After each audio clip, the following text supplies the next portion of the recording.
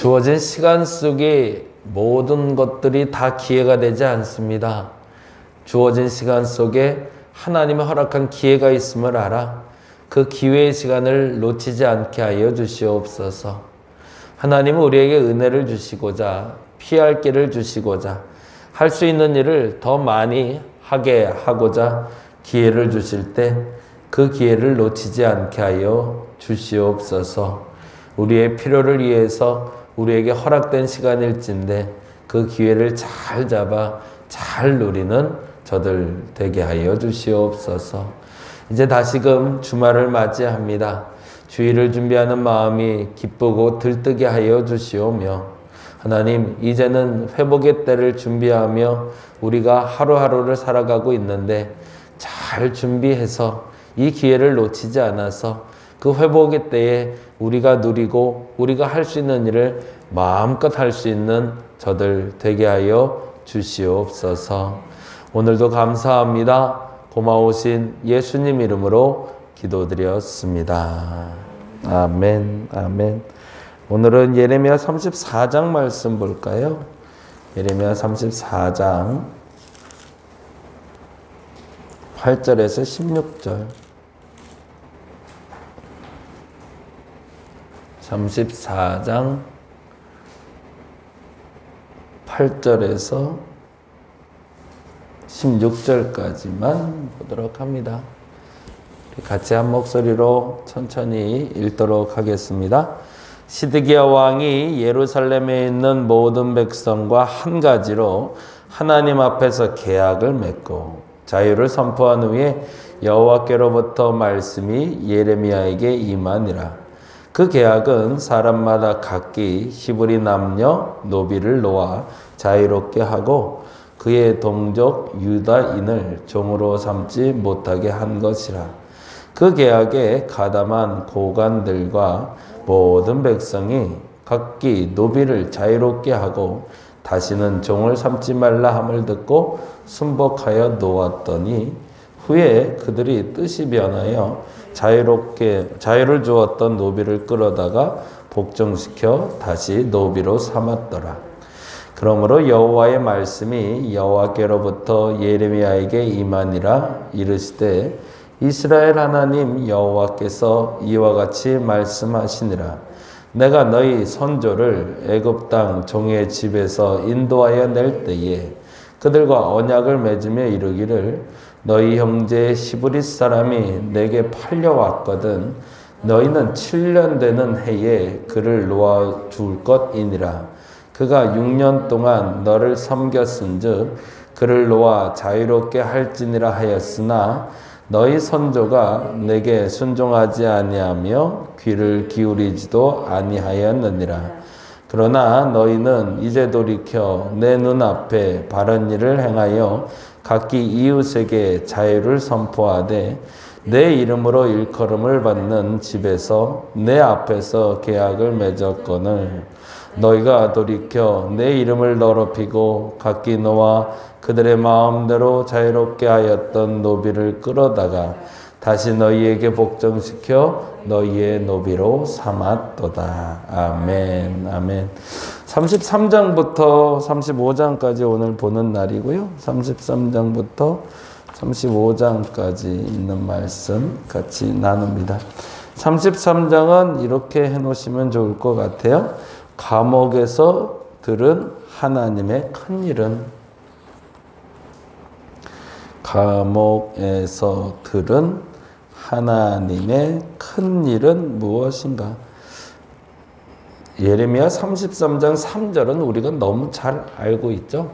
근데 이 예레미야 33장 3절이 왜 나왔는지를 어저께 본문을 이해하시면 훨씬 더 쉽게 이해가 되실 것 같아요. 보실게요. 33장 1절, 2절 먼저 볼까요? 33장 1절과 2절. 예레미야가 아직 시위대 뜰에 갇혀 있을 때에 여호와의 말씀이 그에게 두 번째로 임하니라. 그러면은 이때가 언젠가요? 어저께 말씀드린 대로 70년에 대해서 예레미야가 안 후거든요. 그리고 70년 후에 하나님이 회복시키겠구나. 근데 그걸 알게 되니까 예레미야는 기뻤던 거죠. 예레미야만 기뻤던 거죠. 다른 사람들에게 야 하나님이 회복시키신데 너무 좋지 않냐? 하나님이 드디어 우리 기도에 응답하신데 너무 좋지 않냐? 그때 사람들이 언제? 그랬더니 70년 후에. 그러니 아유 바보 그러는 거죠. 70년 후에 회복돼봐야 그게 회복이냐? 지금 회복돼야 회복이지. 그러면서 이제 답답해하는 이스라엘 백성들 앞에서 그러게 그게 맞나 틀리나 고민하는 예레미야에게 동일하게 말씀이 다시 임했다는 얘기입니다. 그리고 이렇게 얘기하십니다. 2절 말씀 같이 읽어볼까요? 이를 행하시는 여호와, 그것을 만들며 성취하시는 여호와, 그의 이름을 여호와라 하는 이가 이와 같이 이르시도다. 이 일이 반드시 일어날 거라는 거죠. 그리고 얘기하십니다. 3절 너는 내게 부르짖으라. 내가 내게 응답하겠고 내가 알지 못하는 크고 은밀한 일을 내게 보이리라 라고. 그래서 이 본문 말씀에서 예레미야 33장 3절만 톡 떼서 모든 기도의 응답이 부르짖음에 있다라고 우리가 이제 해석을 해왔죠. 사실은. 근데 모든 기도의 응답이 부르짖음에 있다라는 말도 틀린 건 아니지만, 이제 곡해한 해석은 아니지만, 사실은 이 본문이 나온 이유는 예레미야의 믿음의 확증을 주기 위해서입니다. 사람들에게 전파했던 70년 후의 회복이 정말 하나님의 큰 일이고 정말 이루어질까? 내일 당장 일도 모르는데 하물며 70년 후로 우리가 알 수 있을까? 라는 질문과 그 70년 후의 회복이 진짜 기분 좋은 구원인가? 그거에 대해서 마음에 혼돈이 오고 있는 예레미야에게 확증을 주는 게 이 본문인 겁니다. 너는 다시 내게 부르짖어 봐라. 내가 너에게 다시 알려줄게. 그러면 그 크고 비밀한 일은 뭘까요? 그게 바로 4절부터 쭉 기록된 단어인데요. 이스라엘을 회복하실 때에 하나님의 어떤 일을 행하실지가 4절, 5절, 6절, 7절, 8절, 9절에 쭉 나와요. 그 중에 6, 7, 8, 9만 잠깐 읽어드리면 그러나 보라 내가 이 성읍을 치료하며 고쳐낫게 하고 평안의 진실과 풍성함을 그들에게 나타낼 것이며 내가 유다의 포로와 이스라엘 포로를 돌아오게 하여 그들을 처음과 같이 세울 것이며 내가 그들을 내게 범한 그 모든 죄악에서 정하게 하며 그들이 내게 범하여 행한 모든 죄악을 사하리라.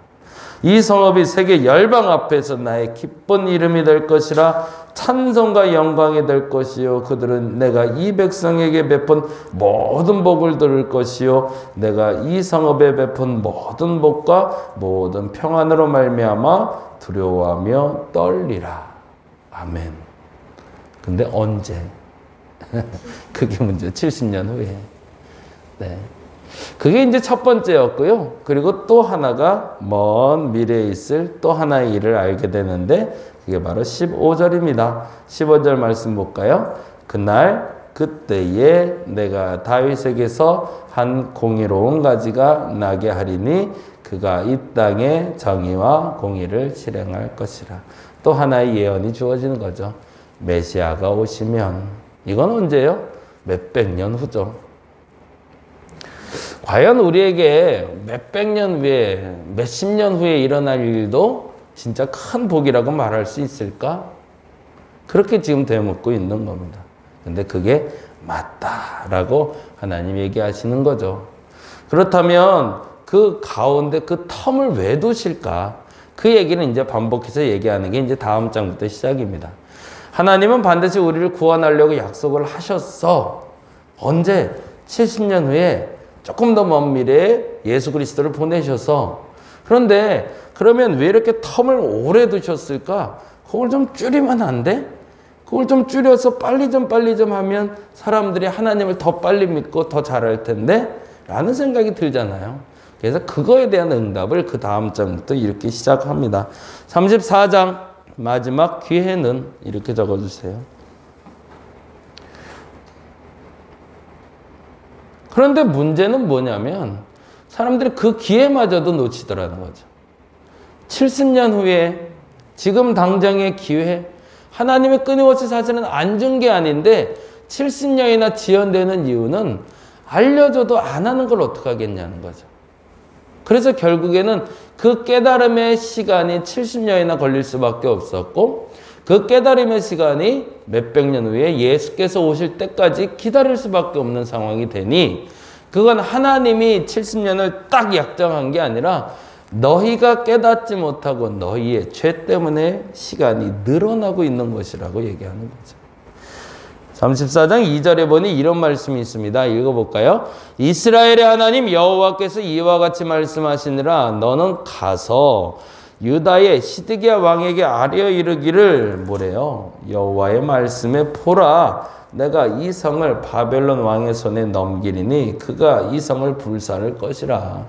이미 이건 정해진 거다. 그런데 너는 이렇게 얘기하는 거죠. 3절에 내가 그 손에서 벗어나지 못하고 반드시 사로잡혀 그의 손에 넘겨져서 내 눈은 바벨론 왕의 눈을 볼 것이고 내 입은 내 입에 마주대하여 말할 것이고 너는 바벨론으로 가리라. 이건 정해진 일.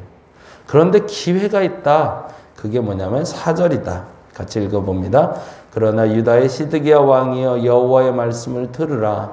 여호와께서 내게 대와 이와 같이 말씀하시니라. 내가 칼에 죽지 아니하고 평안히 죽을 것이며 다시 한번 너에게 기회를 주는데 칼에 죽지 않고 평안히 죽을 방법을 알려줄게.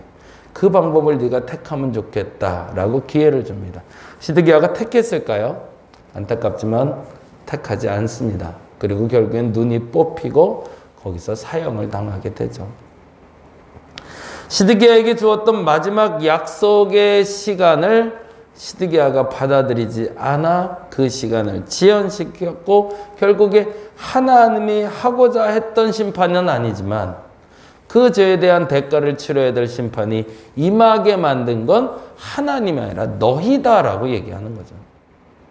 또 하나의 얘기를 합니다. 그게 8절부터 오늘 읽었던 본문인데 이렇게 돼 있어요. 9절 말씀 볼까요? 9절 말씀.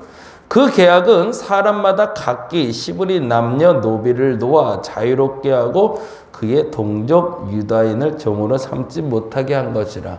그런데 그러면 시드기야만 기회를 놓쳤으니 시드기야만 그렇게 되는 게 아니라 왜 유대인들이 이렇게 굴레를 가지고 70년을 보내야 되는지를 얘기하는 거예요.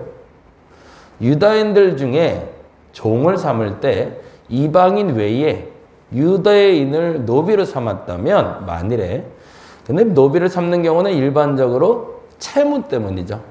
빚이 있어서 그 빚을 갚지 못하는 자녀를 데려다가 노비를 삼는 경우들이 종종 있었는데 그러다 할지라도 6년이 지나 7년이 되면 놓아주게 되어 있는 게 유대인의 법이었거든요. 그래서 이렇게 했다는 거죠.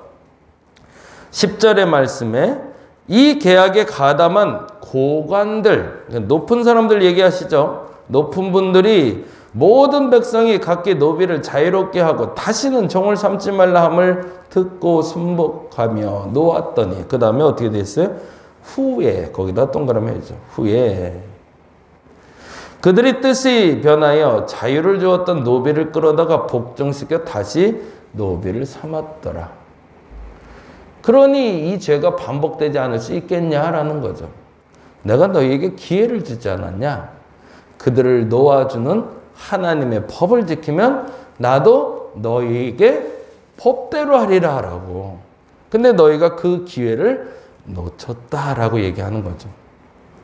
그리고 나서 17절에 재미난 표현을 통해서 그 결론을 이렇게 얘기하고 계십니다. 17절 읽어볼까요? 그러므로 여호와께서 이와 같이 말씀하시니라. 너희가 나에게 순종하지 아니하고 아까처럼 아주 단순한 노비를 부리는 일도 순종하지 않는 것을 말하는 거죠. 각기 형제와 이웃에게 자유를 선포한 것을 실행하지 아니하였은즉 뭐라고 되어 있어요? 내가 너희를 대적하여 칼과 전염병과 기근에게 자유를 줄 거래요. 그러면서 칼과 전염병과 기근이 자유를 얻어 너희를 공격하게 될 거라는 얘기를 하시는 거죠. 하나님 끊임없이 우리에게 기회를 주십니다. 기회는 주어졌다고 해서 모든 죄가 탕감받는 건 아닙니다. 어느 시점에도 빠져나갈 구멍을 만들어 주신다는 얘기죠. 그런데 안타깝게도 그것을 순종하지 않으면 마지막 심판에 이르게 되겠지만 그 사이사이에 주어지는 기회라도 잡고 간다면 하나님이 그 기회를 통해서 새로운 은혜를 공급해 주신다는 거죠. 여러분이 그 은혜를 누릴 수 있기를 바랍니다. 35장에는 우리가 너무 잘 아는 레갑 족속 이야기는 이렇게 해주시면 좋겠네요. 레갑 족속 이야기는 너무 잘 아는 대로 레갑 사람들이라는 사람들이 있는데 레갑의 후손들이죠. 이 레갑의 후손들은 태어나면서 죽을 때까지 독주를 마시지 아니하고 유목민으로 살아가는 사람들입니다. 근데 그 이유가 있는데 그 이유는 레갑이라는 선친이 그렇게 살라고 했거든요. 근데 그렇게 살라고 했던 이유가 그러면 이런 일이 벌어지기 때문이래요. 그게 바로 5절, 6절, 7절인데 같이 한번 읽어볼까요? 내가 레갑 사람들의 후손들 앞에 포도주가 가득한 종지와 술잔을 놓고 마시라. 그 다음에 절대 안 먹는다고 그랬잖아요, 이 사람들은. 근데 이 사람들이 이렇게 얘기하대요. 6절에 그들이 이르되 우리는 포도주를 마시지 아니하겠노라. 레갑의 아들 우리 선조 요나답이 우리에게 명령하여 이르기를 너희와 너희 자손은 영원히 포도주를 마시지 말며 너희가 집도 짓지 말며 파종도 하지 말며 포도원을 소유하지도 말고 너희는 평생 동안 장막에 살아라. 그리하면 너희가 머물러 사는 땅에서 너희 생명이 길리라 하였으므로 그게 언제적인지도 모르는데 그 약속을 지금도 지키고 있다는 거죠. 그래서 레갑 족속은 어떻게 한다는 거죠? 그 생명이 길더라는 거죠. 그런데 하물며 한 조상의 유언도 저렇게 후손들이 잘 지켜나가고 있는데 너희는 도대체 왜 하나님의 율법을 그렇게 소홀히 여기느냐라는 이야기를 35장 우리가 너무 잘 아는 이야기로 던져주고 있습니다. 오늘은 그렇게 기도했으면 좋겠어요. 하나님 기회를 놓치지 않게 해주세요. 하나님이 빠져나갈 길을 주셨는데 굳이 고집 피우다가 얼토당토하는 일 당하지 않게 해주시고 내게 주어진 그 기회를 잘 잡아서 하나님의 은혜의 통로로 삼게 해달라고. 그래서 돌아오는 첫 주부터 10월 마지막 주를 살아갈 이 한 주는 그 기회로 말미암아 길이 열리는 것을 보게 해달라고 그렇게 기도하는 저와 여러분 되시기를 간절히 바랍니다. 기도하겠습니다. 하나님의 길을 열어주시려고 우리에게 기회를 주시는데 하나님의 길을 막아버리고 그 기회를 놓쳐버리는 나 조금만 더 지혜롭게 하시고 조금만 더 하나님 뜻을 분별하게 하여 주옵소서. 주어진 기회가 내게 얼마나 소중한지 알게 하시고 한 날 한 날 한시에 정해주신 하나님의 기회를 놓치지 않아 그 은혜를 누리는 우리가 되게 하여 주시옵소서. 감사합니다. 고마우신 예수님 이름으로 기도드렸습니다. 다 같이 기도하고 돌아갑니다.